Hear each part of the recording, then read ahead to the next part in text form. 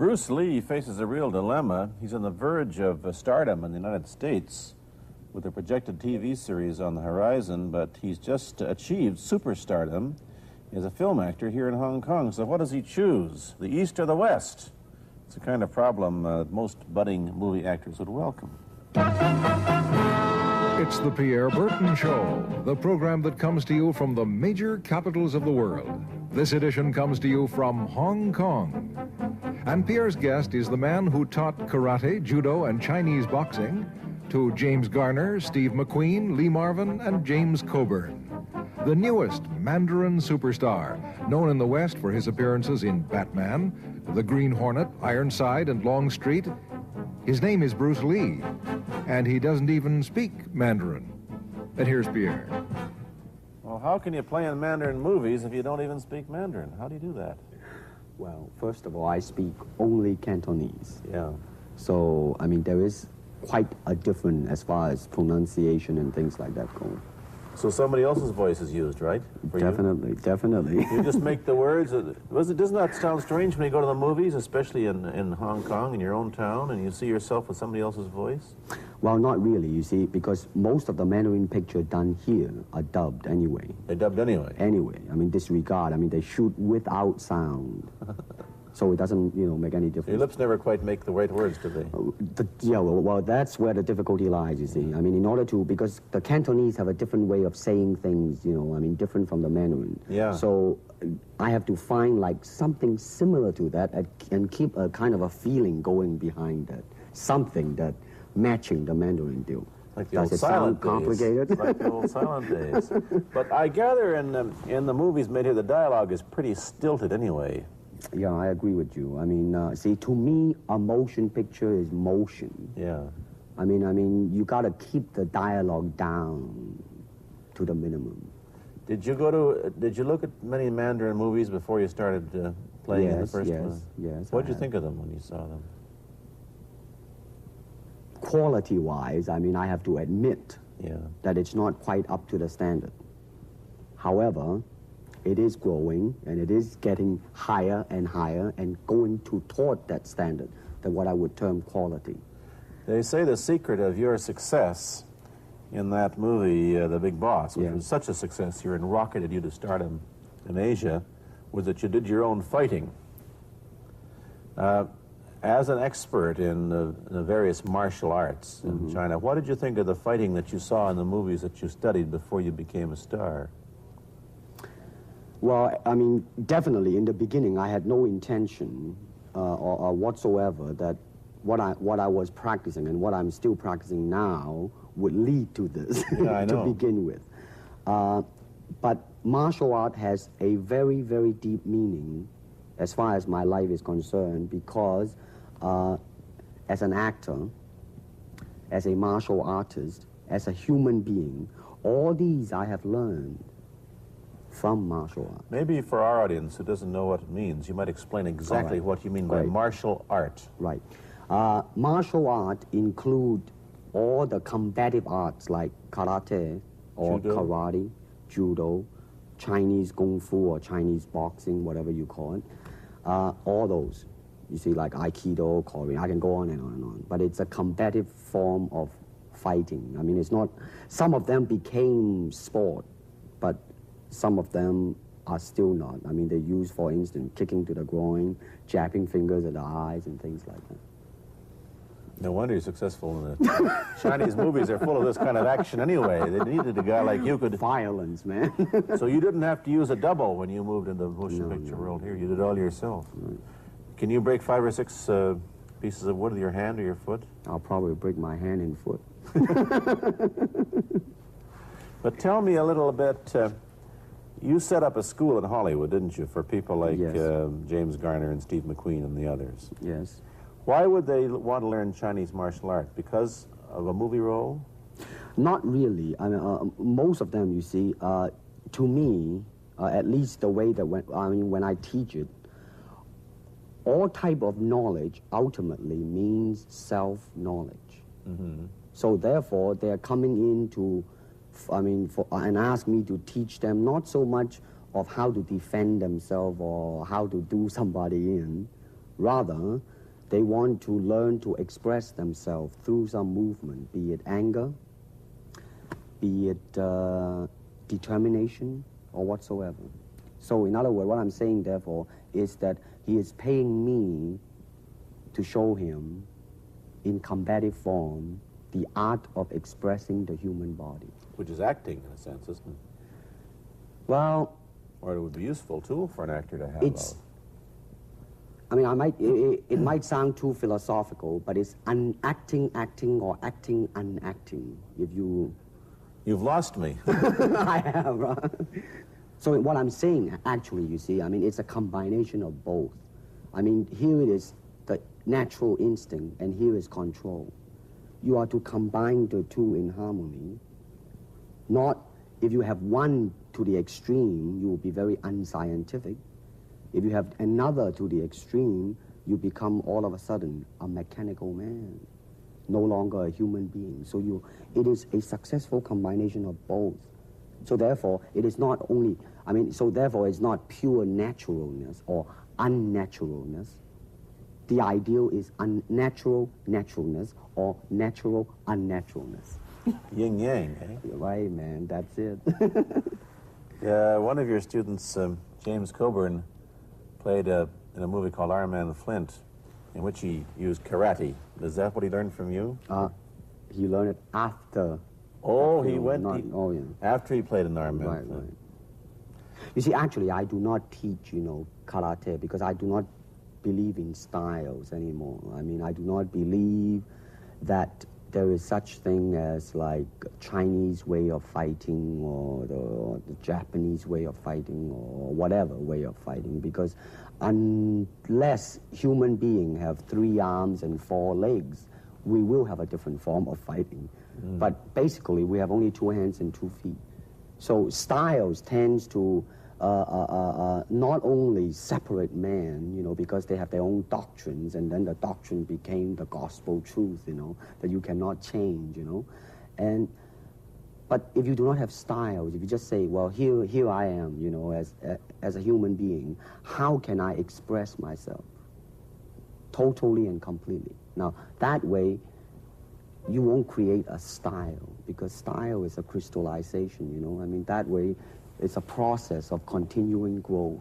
You talk about Chinese boxing. How does it differ from, say, our kind of boxing? Well, first, we use the feet. That's and then start. we use the elbow. And use the thumb, too? You name it, man. We use it all. You have to, you see, because, I mean, that is the expression of the human body. I mean, everything. I mean, not just the hand. And when you're talking about combat, well, I mean, if it is a sport, now you're talking about something else. You have regulations, you have rules. But when you're talking about fighting as it is, no rules. With no rules. Not real fighting. Well, then, baby, you better train every part of your body. And when you do punch, now I'm leaning forward a little bit, hoping not to hurt any camera angle.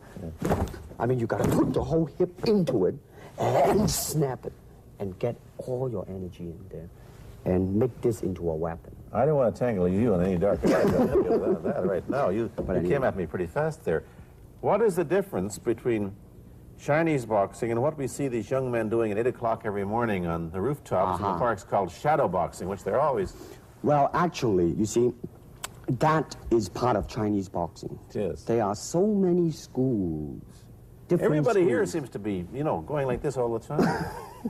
Well, that's good. I'm very glad. I'm very glad to see that, because at least somebody is caring for their own body, right? Yeah. I mean, that's a good sign. Well, it's a kind of a slow form of exercise, which is called Tai Chi Chuan. I'm speaking Mandarin just now. Yeah.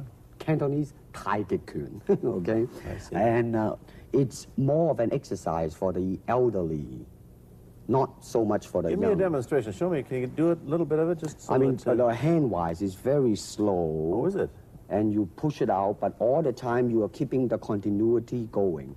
Bending, stretching, everything. Suppose, I mean, you just keep it moving. It's like a ballet dancer there. Yeah, it is. I mean, to them, you see, the idea is running water never grows stale. So you got to just keep on flowing. Of all your students, famous, James Garner, Steve McQueen, Lee Marvin, James Coburn, Roman Polanski, which was the best? Who adapted best to this Oriental form of exercise and defense? Well, depending, okay? Now, as a fighter, Steve McQueen, now, he is good in that department because that son of a gun got the toughness in him. Yeah. I mean, see it on the screen. I mean, he would say, all right, baby, here I am, man. You know, and he'll do it. Yeah.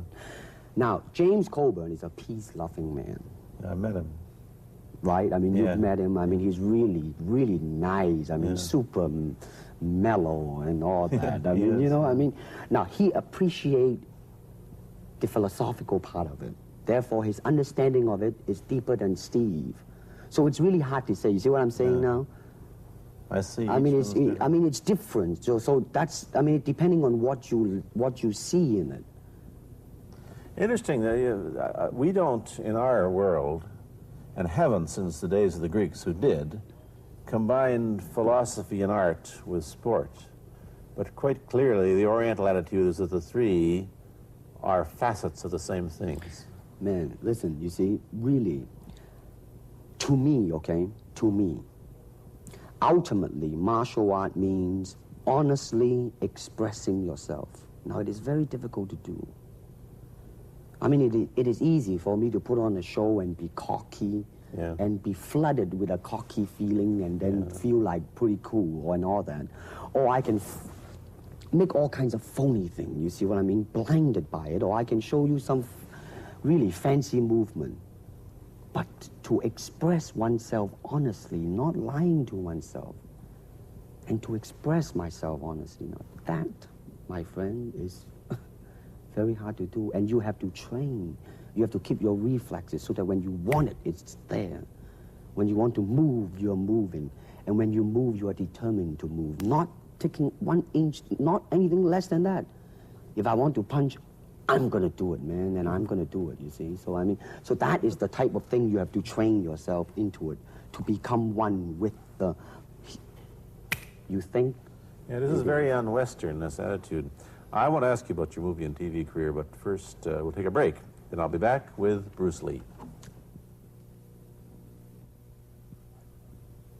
I've been talking to Bruce Lee mainly about the Chinese martial arts, which include things like Chinese boxing, karate, and judo, which is what he taught when he was in Hollywood. After he left the University of Washington, where he studied, of all things, philosophy, if you can believe that. He did, but that, perhaps you understand why the two go together from the first half of this program. And you can perhaps understand how he got into films. He knew a lot of actors, but I'm told that you got the job on the Green Hornet, where you played Cato the chauffeur, mainly because you're the only Chinese-looking guy who could pronounce the name of the leading character, Britt Reed. I meant that as a joke, of course. And it's a heck of a name, man. Yeah. I mean, every time I said it at that time, I was super conscious. I mean, really now, that's another interesting thing, huh? Let's say if you learn to speak Chinese. Yeah. And it's very, I mean, it's not difficult to learn and speak the word.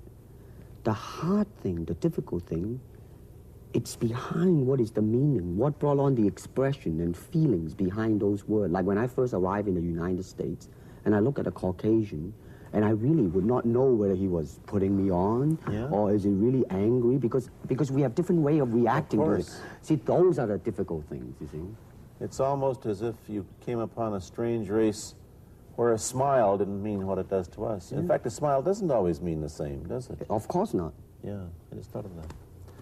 Tell me about the big break when you played in Longstreet. I must tell the audience that Bruce Lee had a bit part or a supporting role in the Longstreet series, and this had an enormous effect on the audience. What was it? Well, you see, the title of that particular episode of Longstreet is called The Way of the Intercepting Fist. Now, I think the successful ingredient in it was because I was being Bruce Lee. Yourself. Myself, right. And did that part, just express myself, like I say, honestly express myself at that time. And I because of that, I brought, you know, favorable mentioning in like New York Times, which says like the Chinaman who incidentally came off quite convincingly enough to earn himself a television series and so on and so on and so forth. Can you remember the lines by Sterling Siliphant, the key lines? He's one of my students, you know that? Was he too? Yes. You've had everybody as your student. But you read, there were some lines that expressed your philosophy. I don't know if you remember them or not. Oh, I remember that. I Let's said, hear. this is what it is, okay? You're talking to Longstreet, played by James Francesca. I said, empty your mind. Be formless, shapeless, like water. Now you put water into a cup, it becomes the cup. You put water into a bottle, it becomes the bottle. You put it in a teapot, it becomes the teapot. Now water can flow or it can crash. Be water, my friend. Like that, you see? Oh, I see. I get the idea. I get the power behind it. So now, two things have happened. First, there's a pretty good chance that you'll get a TV series in the States called The Warriors, in which you use what, the martial arts well, in a Western setting? That was the original idea. Now, Paramount, you know, I did Longstreet for Paramount, and Paramount wants me to be in a television series. On the other hand, Warner Brother wants me to be in another one, but both of them, I think, they want me to be in a modernized type of a thing. And they think that Western idea is out. Whereas you want to do the Western, eh? I want, because you see, I mean, how else can you justify all these punching and kicking and violence except in that period of the West? I mean, in nowadays, I mean, you don't go around on the street kicking people or punching people. Because if you do, that's it. I mean, I don't care how good you are, you know. But this is true also of the Chinese dramas, which are mainly costume dramas. They're all full of blood and gore over here. Oh, you mean here? Yeah. Well, unfortunately, you see, I hope that the picture I am in would either explain why the violence was done, whether right or wrong or whatnot. But unfortunately, pictures, most of them here, are done mainly just for the sake of violence. You know what I mean? Like, you know, fighting for 30 minutes, get stabbed 50 times. And well, I'm fascinated. Let me give you your microphone back. I'm fascinated that you came back. I am a martial artist. You came back to Hong Kong on the verge of success in Hollywood and full of it. And suddenly, on the strength of one picture, you become a superstar. Everybody knows you. You have to change your phone number. You get mobbed in the streets. Now, what are you going to do? Are you going to be able to live in both worlds? Are you going to be a superstar here, or one in the States, or both? Well, let me say this. First of all, the word superstar really turned me off, and I'll tell you why. Because the word star, man, is an illusion. It's something what the public calls you.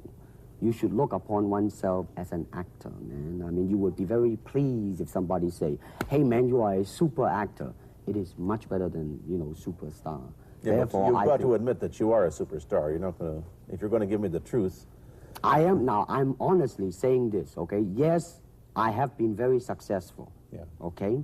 But I mean, I think the word star I do not look upon myself as a star. I really don't. I mean, believe me, man, when I say it.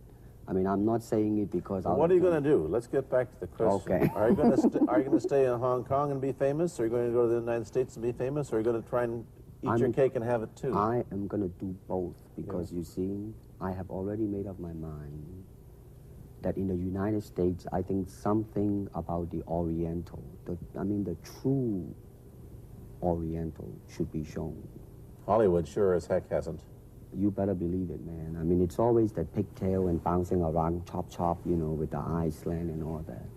And I think that's very, very out of Is it true that you were, the first job you had was being cast as Charlie Chan's number one boy? Yeah, number one son, yeah. No, they never made a movie? No. They were going to make it into like a new Chinese James Bond type of a thing. Now that, you know, the old man Chan is dead, Charlie is dead, and his son is carrying on. But they didn't do that? No. Batman came along, you see, because, and then everything was started to be going into that, you know, that kind of, which you were in. But is I it mean, by the way, I did a really terrible job in that, I have to say. really? You didn't like yourself in Peanut Butter? I didn't see it.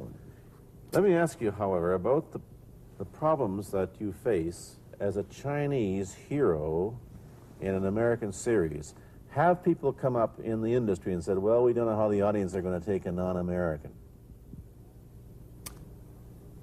Well, such question has been raised. In fact, it is being discussed, and that is why The Warrior is not going to be on. I see. You see, because unfortunately, such thing does exist in this world. You see, like, I don't know, certain part of the country, right, where like they think that business-wise it's a risk. And I don't blame them, I mean, in the same way, it's like in Hong Kong, if a foreigner come and became a star, if I were the man with the money, I probably would have my own worry of whether or not the acceptance would be there. But that's all right, because if you honestly express yourself, it doesn't matter, see?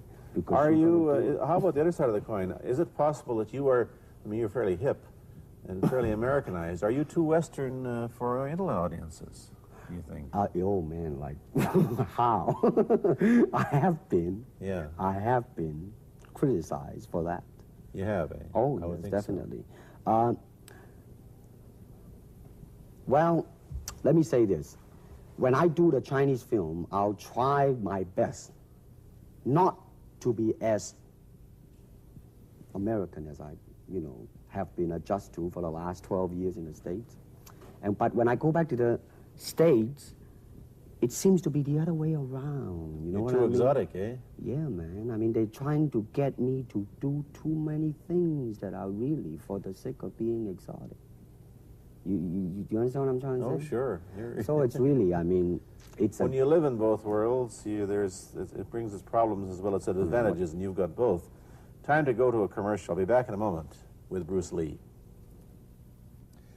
Let me ask you whether the change in attitude on the part of the Nixon administration towards China has helped your chances of starring in an American TV series. Well, first of all, this happened before that. Yeah. But I do think that things of Chinese will be quite interesting for the next few years. I mean, not that I'm politically, inclining toward anything. No, I understand that. I'm just wondering. But I mean, once the opening of China, I mean, that it will bring more understanding. Yeah. More things that are, hey, like different, and maybe in the contrast of comparison, some new thing might grow. So therefore, I mean, it's a very rich period to be in. I mean, like if I were born, let's say, 40 years ago. Yeah. If I have a thought in my mind, I said, boy, I'm gonna star in a movie or star in a television series in America. Well, that might be a vague dream, but I think right now, maybe, man. You still think of yourself Chinese, or do you ever think of yourself as North American? You know what I want to think of myself? As a human being. Because, I mean, I don't want to sound like, as Confucius say, but under the sky, under the heaven, man, there is but one family. It just so happened, man, that people are different. Okay, we got to go. Thank you, Bruce Lee, for coming here. Thank you for Pierre. watching. Thank you. You've been watching Bruce Lee on The Pierre Burton Show, a half-hour program of conversation, opinion, and debate. This is Bernard Cowan speaking.